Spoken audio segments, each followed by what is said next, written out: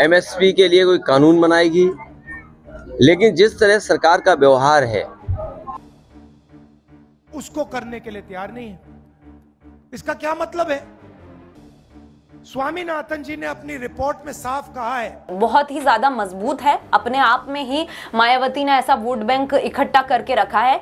वहीं अगर अखिलेश की बात, नेक्स्ट 9 न्यूज में आपका बहुत बहुत स्वागत है। मैं हूं आपके साथ अबरार रहमान। मेरा खास प्रोग्राम मुद्दा आज का में रुख करेंगे उत्तर प्रदेश का।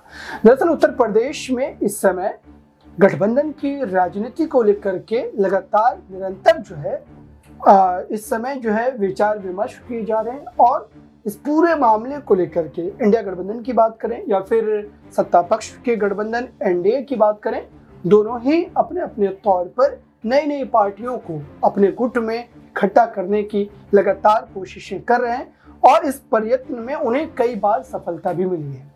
लेकिन एक चेहरा, खास चेहरा और मुख्य चेहरा उत्तर प्रदेश की राजनीति का जो है मायावती का, उस चेहरे के इर्द गिर्द जो राजनीति इस वक्त घूम रही है और बयानबाजी का जो सिलसिला चला है उसका अंत कैसे होगा?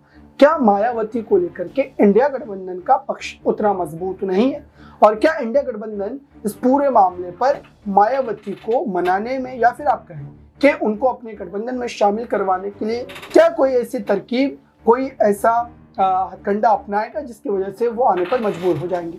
आज इसी मामले पर चर्चा करेंगे। दर्शकों, मेरे साथ शिखा है। इसे समझते हैं कि आखिरकार उत्तर प्रदेश की राजनीति को ये इस समय किस तरीके से देख रही है और 2024 के लोकसभा चुनाव को लेकर वाकई ये क्या गठबंधन की सूरत हाल पैदा हो सकती है और क्या इस वजह से इंडिया गठबंधन को 2024 के लोकसभा चुनाव में सियासी फायदा पहुंचेगा? पहला प्रश्न मेरा यही रहेगा कि उत्तर प्रदेश का जो सियासी समीकरण है और जिस ढंग से हम देखते हैं कि प्रदेश की राजनीति में भारतीय जनता पार्टी ने इस समय चाहे कामकाज के माध्यम से देखें या फिर धार्मिक तौर पर जो जनता को उन्होंने कई सारी चीजें देने की बात कही या फिर राम मंदिर को लेकर के जो पूरा का पूरा माहौल तैयार हुआ, क्या इसके बावजूद भी विपक्ष के लिए एक स्पेस, एक जगह उत्तर प्रदेश की राजनीति में बचा है और क्या वहां पर अखिलेश यादव अकेले अपने बलबूते पर कोई बड़ा खेल कर पाएंगे? क्या लगता है?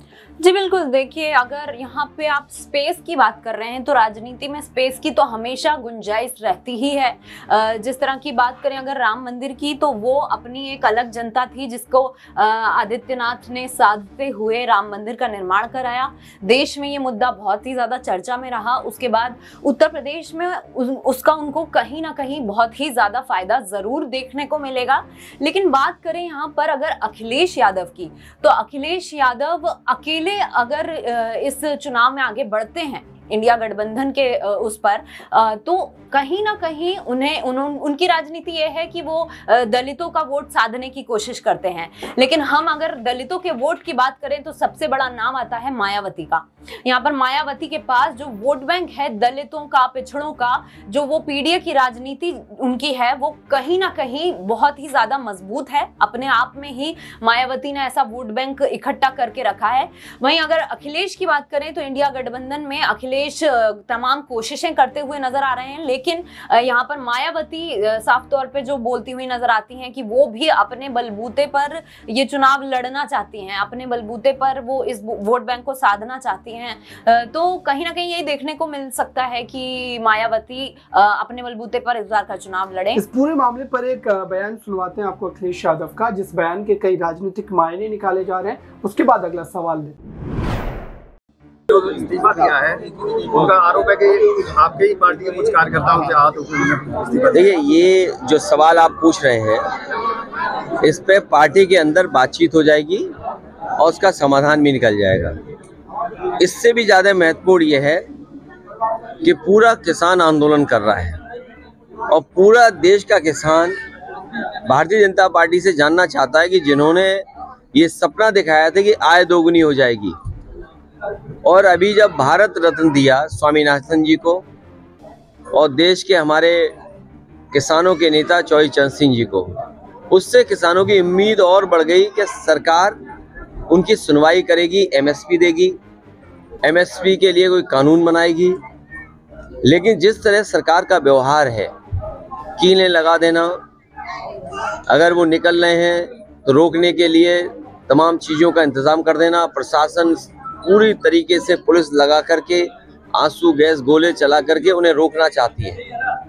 आखिरकार आप भारत रत्न एक तरफ दे रहे हैं और दूसरी तरफ किसानों को आप रोकना चाहते हैं, उनकी मांग नहीं मानना चाहते।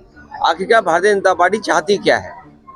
जो लोग सपना दिखा रहे हैं कि 5 लाख ट्रिलियन डॉलर की इकोनॉमी बन जाएगी, सच्चाई ये है कि किसानों की आय दोगुनी अगर हो जाए तो आपकी 5 ट्रिलियन डॉलर नहीं, हो सकता है 10 ट्रिलियन डॉलर इकोनॉमी भी बन जाए।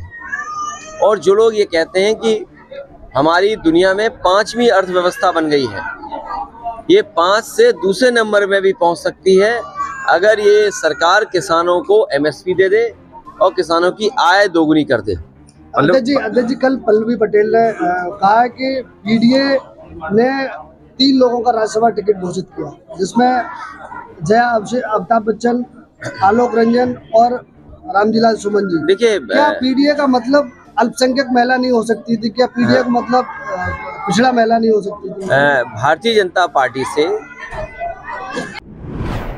तो आपने देखा दर्शकों, आखिरकार अगर शिखा हम इसको इस तरीके से समझें कि कोई भी अपनी मजी हुई उस राजनीतिक विरासत में किसी और की हिस्सेदारी को, किसी और की शमूलियत को क्यों इख्तियार करेगा और क्यों इस बात पर जो है वो तैयार होगा, अपना समर्थन देगा, सहमति देगा कि कोई उसके जो है उस पूरे राजनीतिक ताने बाने में जो है टांग अड़ाए या फिर अपनी एक जगह तलाश करे। एक सवाल चंद्रशेखर आजाद को लेकर के भी है कि चंद्रशेखर आजाद ठीक मायावती की जैसी राजनीति करते हैं, उसी समाज को लेकर के राजनीति करते हैं, उसी समाज के इर्द गिर्द उनकी राजनीति चलती है, लेकिन उसके बावजूद भी दोनों चेहरे कभी भी एक प्लेटफॉर्म पर, एक मंच पर, एक साथ एक मुद्दे पर सहमत होते नजर नहीं आते हैं। तो इसके पीछे का क्या बड़ा कारण हो सकता है? क्या मायावती जानबूझ करके इस पूरे मामले पर चंद्रशेखर रावण को राजनीतिक हाशिए पर रखे हुए है और एक उनसे जो एक किनारा कशी है वो लगातार वो बढ़ाती चली जा रही है?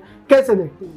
जी बिल्कुल, देखिए अगर मायावती और चंद्रशेखर आजाद रावण की बात करें तो इन दोनों का वही है कि ये दलितों का वोट बैंक साधने की कोशिश करते हैं। तो यहाँ पर इन दोनों के भले ही देखा जाए तो अगर इनके एम्स एक ही हैं, लेकिन यहाँ पर मायावती जो हैं ये मुख्यमंत्री भी रह चुकी हैं उत्तर प्रदेश की, तो जाहिर सी बात है कि मायावती अपना कद इनसे कहीं ऊंचा रखती हैं और अपना कद, अपनी पार्टी का कद कहीं ऊंचे पे देखती हैं। तो वो कहीं ना कहीं ये नहीं चाहती कि वो चंद्रशेखर आजाद को अपने साथ शामिल कर कर और अपने पार्टियों का कद, अपनी पार्टी की जो सीट्स हैं वो कम करें या अपने जो मंत्रिमंडल का वो है वो कम करती हुई नजर आए। तो इसीलिए वो शायद चाहती हैं कि वो अकेले अपने दम पर ये चुनाव लड़ें और अपना जो भी उन्होंने पद बनाया है वो वैसा का वैसा रखती हुई नजर आए। इस पूरे मामले पर और किसान आंदोलन पर राहुल गांधी ने जबरदस्त तरीके से सरकार से सवाल पूछे और कई ऐसे प्रश्न दागे जो सरकार के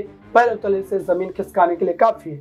और इसका राजनीतिक मायने ये भी निकाला जा रहा है, क्या इंडिया गठबंधन को उत्तर प्रदेश में मजबूत करने के लिए जो है इस समय राहुल गांधी लगातार प्रयास कर रहे हैं। सुनिए राहुल गांधी किस पे। स्वामीनाथन जी को बीजेपी की सरकार ने भारत रत्न दिया, मगर जिस चीज के लिए स्वामीनाथन जी ने अपनी जिंदगी दी, हिंदुस्तान के किसानों के लिए जो उन्होंने मेहनत की, जो स्वामीनाथन जी ने कहा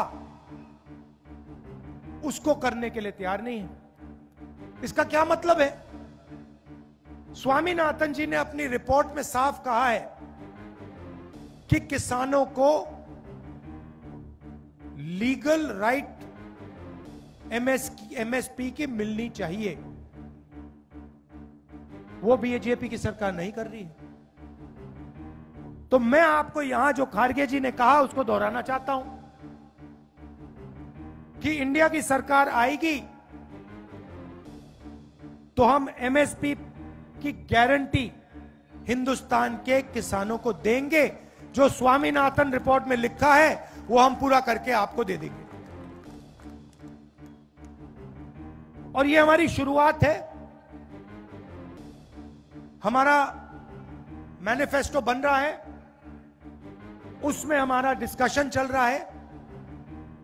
ये हमने आपको सिर्फ पहली बात बोली है, इसके आगे भी हम अपने मैनिफेस्टो में किसानों के लिए मजदूरों के लिए काम करने जा रहे हैं। तो आपने सुना दर्शकों, अब इस पूरे मामले को लेकर के आपकी क्या राय है? क्या उत्तर प्रदेश की राजनीति में 2024 को लेकर के इंडिया गठबंधन को कोई बड़ी सफलता मिलेगी? और क्या नीतीश कुमार के चले जाने के बाद अब इंडिया गठबंधन एक नए विकल्प के रूप में मायावती को जो है इंडिया गठबंधन में शामिल करवाएगा?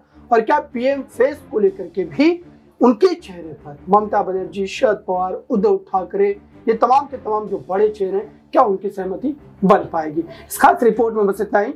जुड़े रहें बड़ी खबरों के लिए नेक्स्ट 9 न्यूज के साथ।